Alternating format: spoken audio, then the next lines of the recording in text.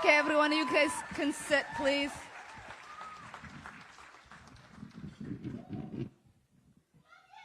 Oh. You can turn back the lights back on. Makes this light a little less harsh. Assalamu alaikum, everyone. I also want the light so I could see your beautiful faces. I am truly, truly, truly honored for the opportunity to be here with all of you. It's been a really hard week for the Muslim community, and I feel extremely lucky to be here in California with all of you fighting for justice, for equality, for the right for us to equally exist in this country. Many people expect our community to feel like it needs to hide every time something happens. But repeatedly, we have shown them that we are not to be bullied, we are not to be threatened, we are not to be terrorized, we are strong, resilient, and we will always show up to be ourselves because we know we have a right to a dignified existence and a dignified life.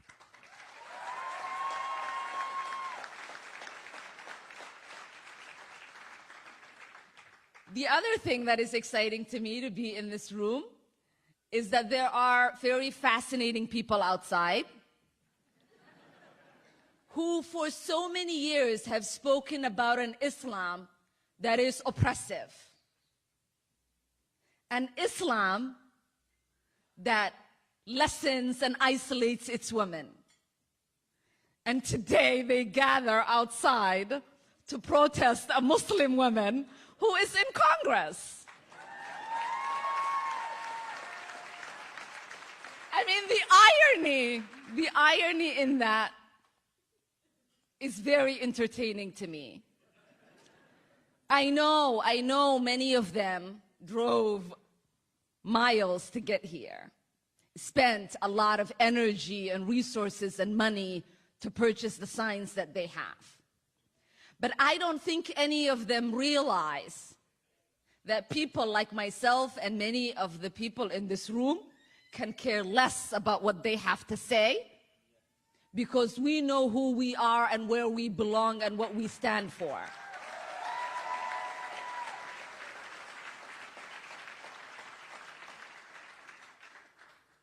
So we are coming off a tragic nightmare that has happened to Muslims in New Zealand.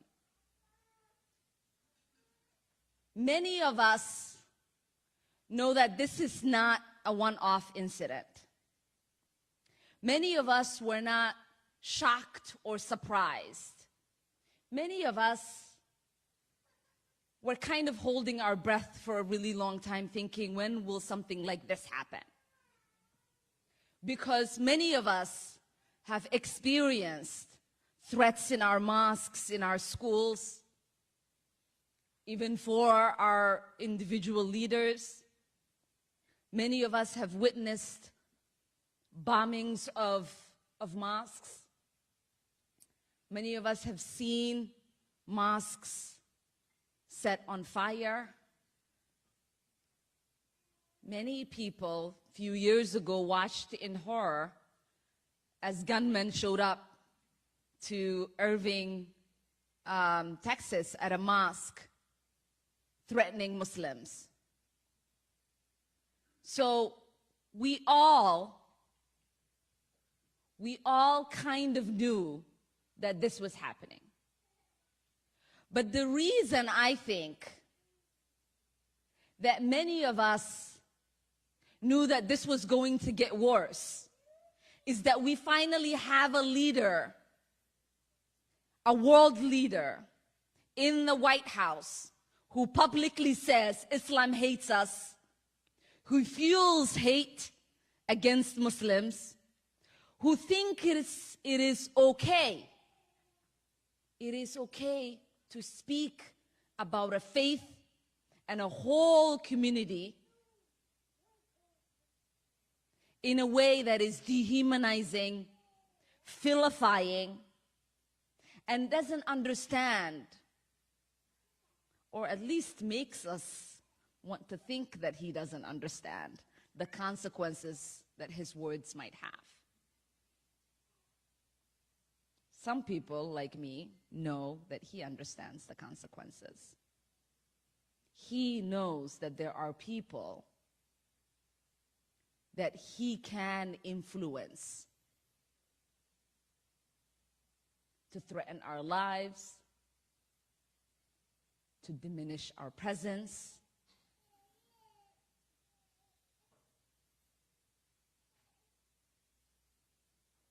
But what we know and what Islam teaches us, and what I always say, is that love trumps hate.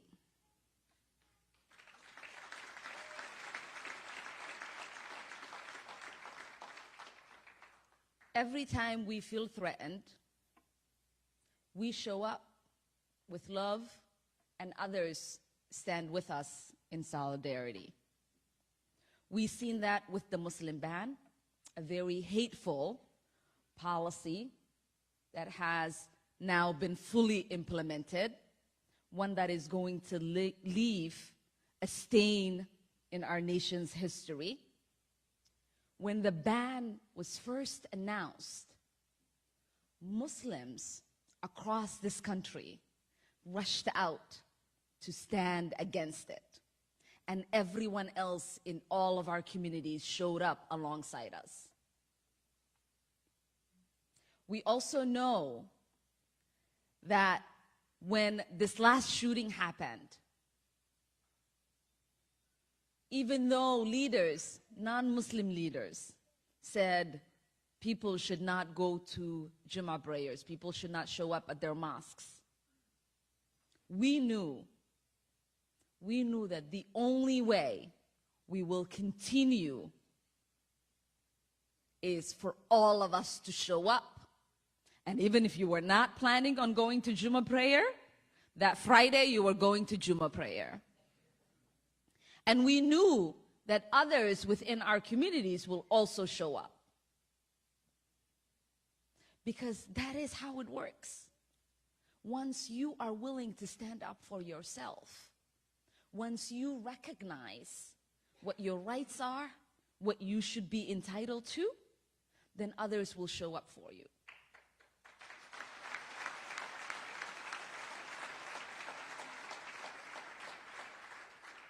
Liberation is not an external thing.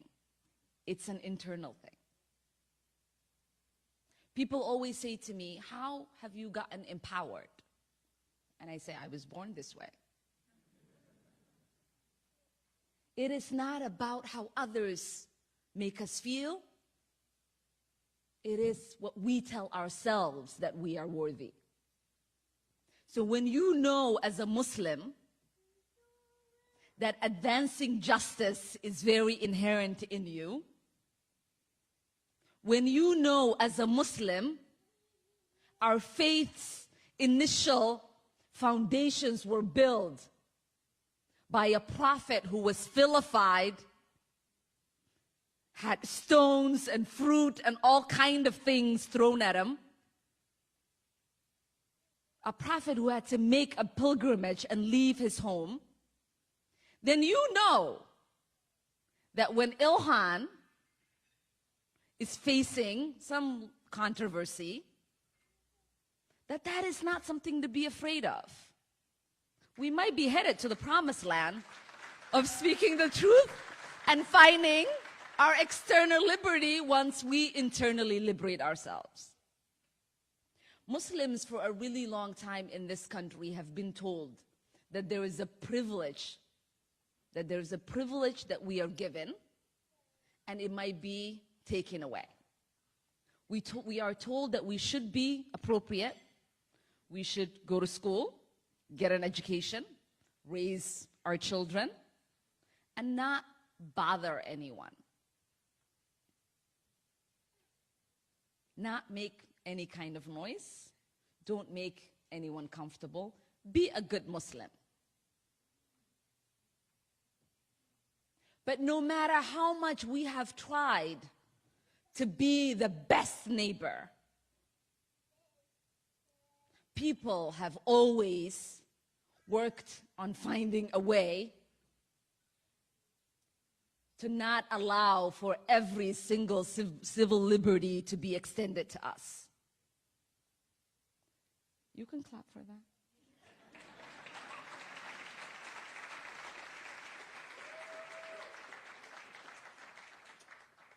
So the truth is, you can go to school and be a good student. You can listen to your dad and mom and become a doctor. You can have that beautiful wedding that makes mom and dad happy. You can buy that beautiful house. But none of that stuff matters if you one day show up to the hospital and your wife or maybe yourself is having a baby and you can't have the access that you need because someone doesn't recognize you as fully human. It doesn't matter how good you were. If you can't have your prayer mat and take your 15-minute break to go pray in a country that was founded on religious liberty.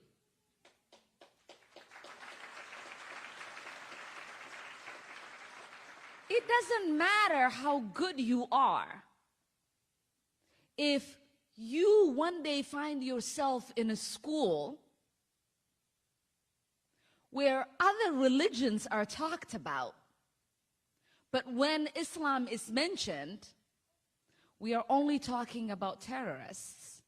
And if you say something, you are sent to the principal's office. So to me, I say raise hell. Make people uncomfortable. Because here's the truth. Here's the truth. Far too long, we have lived with the discomfort of being a second-class citizen. And frankly, I'm tired of it. And every single Muslim in this country should be tired of it.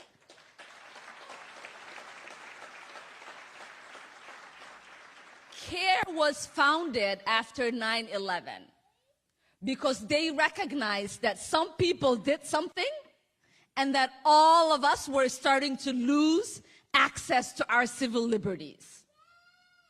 So you can't just say that today someone is looking at me strange, that I am going to try to make myself look pleasant. You have to say, this person is looking at me strange. I am not comfortable with it. I am going to go talk to them and ask them why. Because that is a right you have.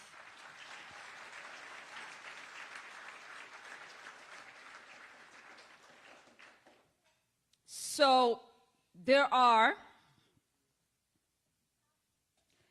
people, and Hassan is on the right track. It's always good, right? I say you can't hate up close. You can't hate up close. Anytime you have an opportunity to go talk to someone, the chances of them hating you lessens. So that is a practice we should all adopt.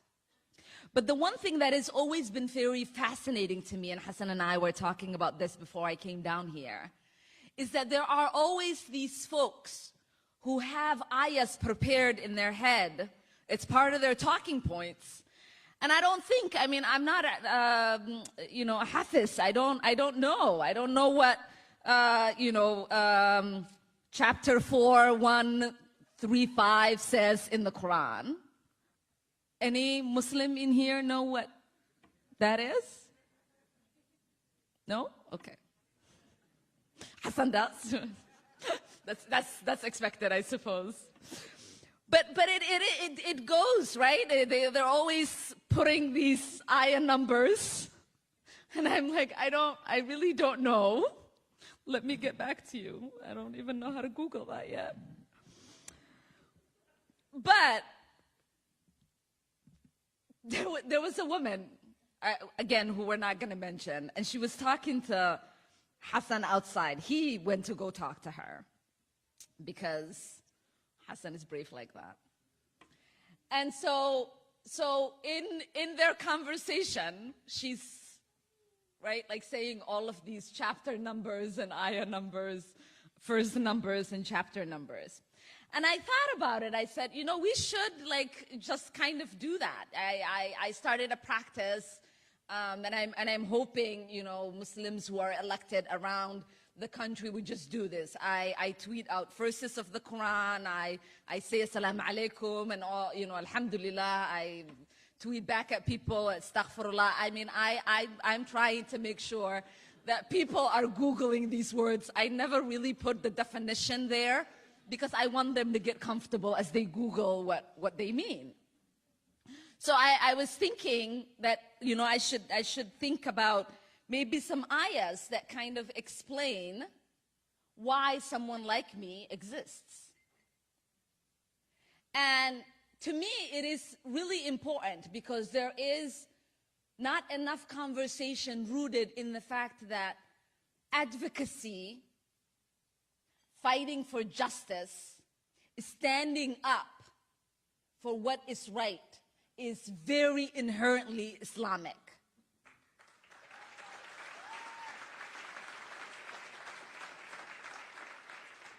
So for those of you who want to Google this ayah, it's in chapter 4, 135, and I'll paraphrase it.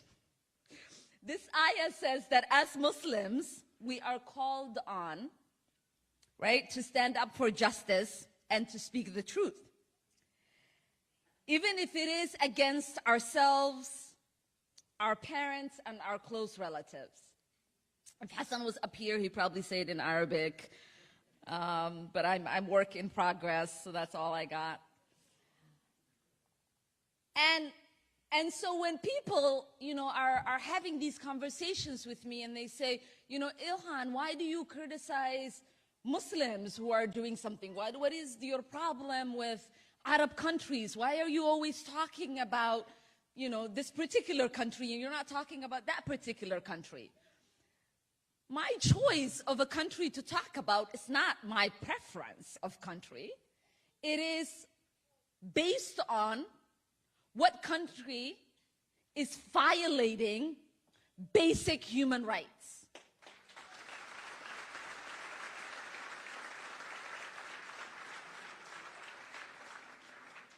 So it doesn't matter if that country is being run by my father, my brother, my sister.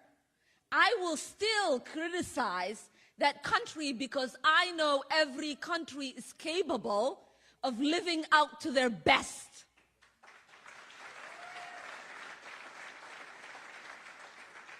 Every leader has the ability to lead with compassion, to lead with justice. So it is important for us to recognize that and to make sure that we're not only holding people that we don't like accountable. We must also hold those that we love, have shared values with, accountable.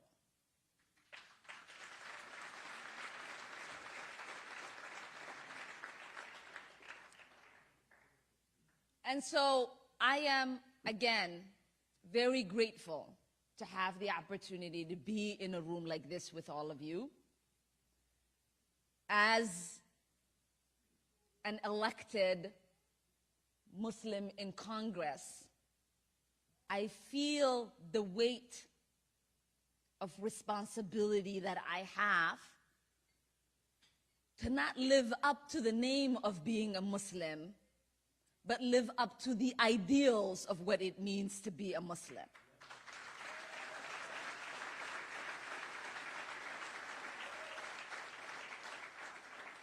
And I know as an American member of Congress, I have to make sure that I am living up to the ideals of fighting for liberty and justice. Those are very much rooted in the reason why my family came here.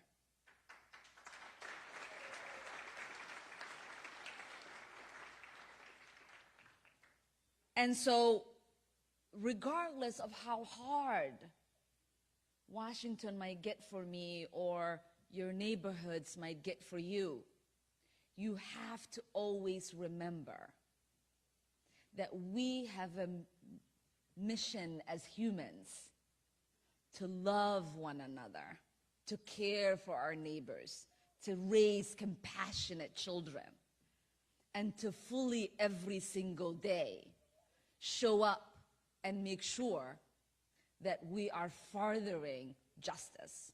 Thank you so much for having me, and have a great night.